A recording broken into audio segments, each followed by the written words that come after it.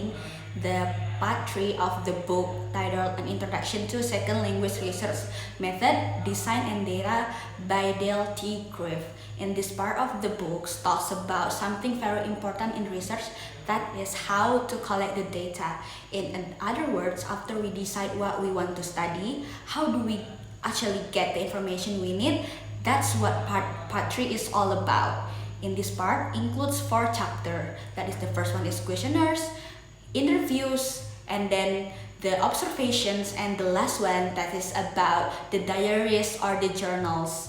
And I will explain it by one based that the book is talk about, and I will use this simple examples to explain it. The first one in the chapter 7, that is about the questionnaires. So the questionnaire is a list of the questions that we give to many people, usually on paper or online. It's really useful when we want to know what students think, feels, or prefer. For example, like we can use the questionnaire to ask students how they feel about learning English. Griff himself says we should write clear and simple questionnaires before we use the questionnaires. We must try it first on a small group. This is called a pilot test to make sure the questionnaires are not confusing.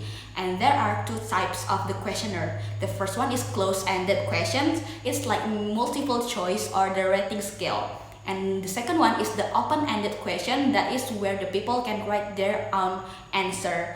After we collect the data, we can count the answer or look for common ideas. This is a good method if we want to get the opinions from many people in a short time. And then the second one is about interview.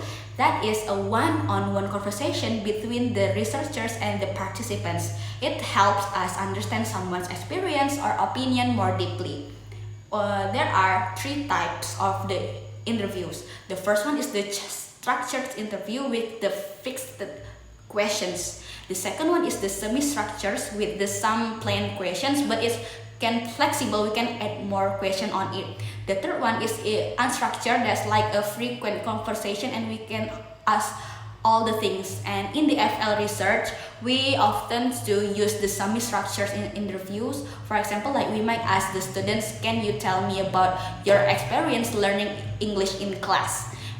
The Griff himself remind us to prepare interviews guide, record the conversation, and ask the permission. After the interview, we transcribe it, and that's mean we write down exactly what they said, and then we read it we read again the transcript and look for the pattern or the themes.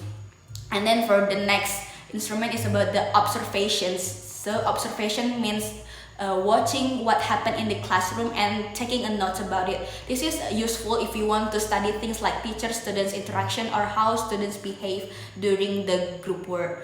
And before doing the observation, we must decide what will we observe, when and how long, and then will we take notes or use a checklist or maybe record a video.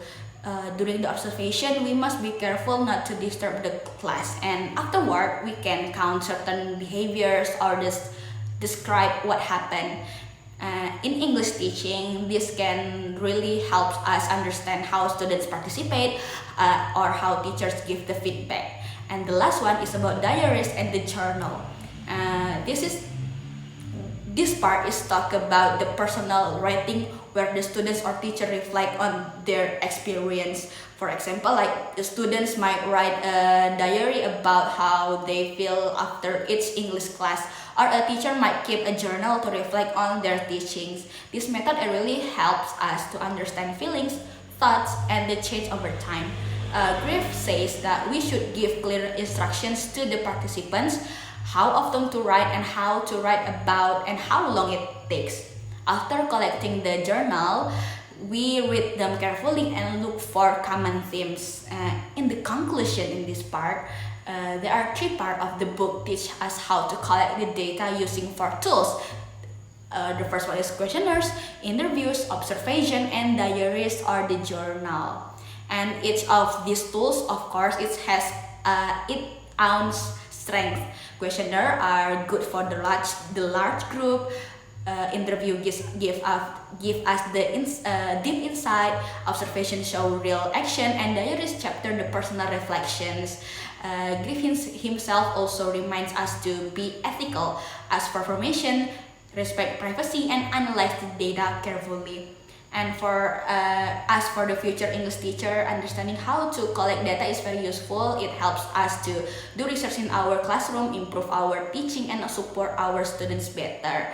And that's all about the part 3 about this book. And thank you so much for listening. I hope this explanation helped you understand part 3 of the book more clearly. And that's all. Thank you so much.